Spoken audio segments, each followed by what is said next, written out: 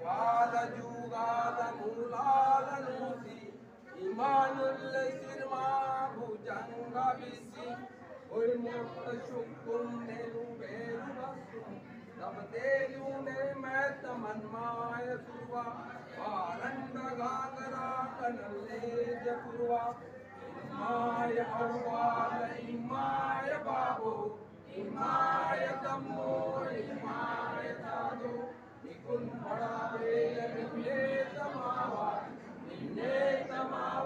इमाने जटे। मैं रवि मानिकराव धुर्वे कुंवारा भूषण देवस्थान पंच कमेटी का सहसचिव हूँ।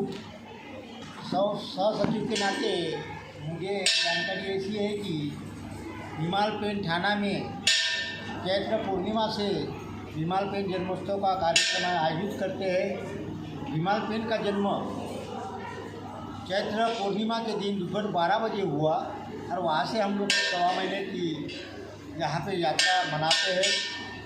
मध्य प्रदेश, छत्तीसगढ़, आंध्र प्रदेश, तमिलनाडु, कर्नाटक और महाराष्ट्र के तमाम लोग यहाँ आते हैं, बाबा के दरबार में आते हैं।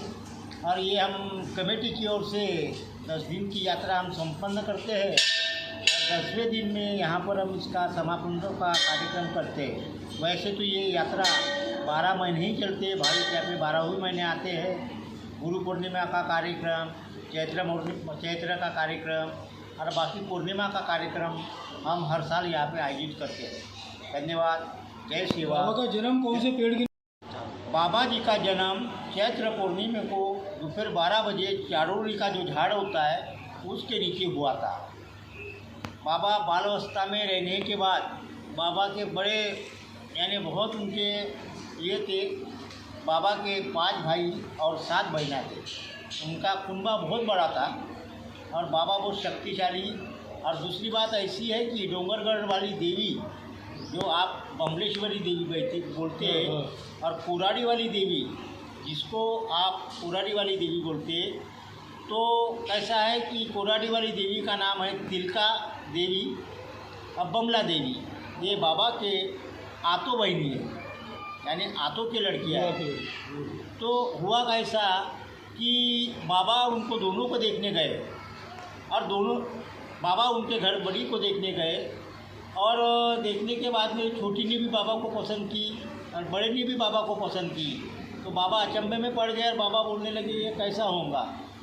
तो बोले मेरी एक शर्त है। बोले वो शर्त ऐसी है बोले कि मुर्गा बाग देने के पहले जो मेरे को पकड़ेगा मैं उससे शादी करूँगा। तो बाबा वहाँ से निकल गए। निकलते जहाँ डोंगरगढ़ वाली देवी जो बोला जाता है बमलेश्वरी देवी, तो उसको हम बमलाई देवी बोलते हैं। और वो वहाँ पर थक गई और बमलेश्वर वाली देवी वही विराजमान हो गई। उसके बाद बाबा निकलते हुआ ऐसा कि बाबा पहुँचे कोराडी के पास। वहाँ तिलका देवी थक गई और तिलका देवी वही बैठ गई। आज कोराडी देवी के नाम से जाना जाता है। तो बाबा वहाँ से आके ये व्यूगढ़ में आके जो ऊपर में आपको दिख रहा है वहाँ पर बाबा ध्यान मग्न हो गए। हुआ ऐसा है कि ये रानी का महल है। ये डैम के अंदर में रानी का महल है, कई साल पुराना है। और वहाँ पर वहाँ पर एक रानी रहती थी, राजा और रानी। तो उनको संतान नहीं होती थी। तो उनके ध्यान में है कि कोई बाबा जी ऊपर बैठे हैं, कोई साधु संत बैठे हैं।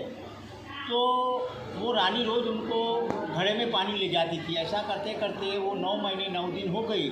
आखिरी दिन जब गई तो बाबा को कहने लगी कि बाबा अब मुझसे चलना होता नहीं और मैं कुछ आपके पास आ नहीं सकती। तो बाबा ने एक शर्त रखा उनके सामने कि देखो आप नीचे उतरते हो तो आप मुझे पलट के मत देखना। फिर भी उसका दिल माना नहीं और उसने आधे रास्ते में आके बाबा को पलट के देखा। पलट के देखने के बाद में बाबा तूफान और सब ये हुआ और बाबा बिल्कुल वहाँ पे आके बाजू में खून दिखते हैं। बाबा ने वहाँ एक पैर रखा और इस यहाँ पे स्थान पे आके बाबा मुक्त हो गए।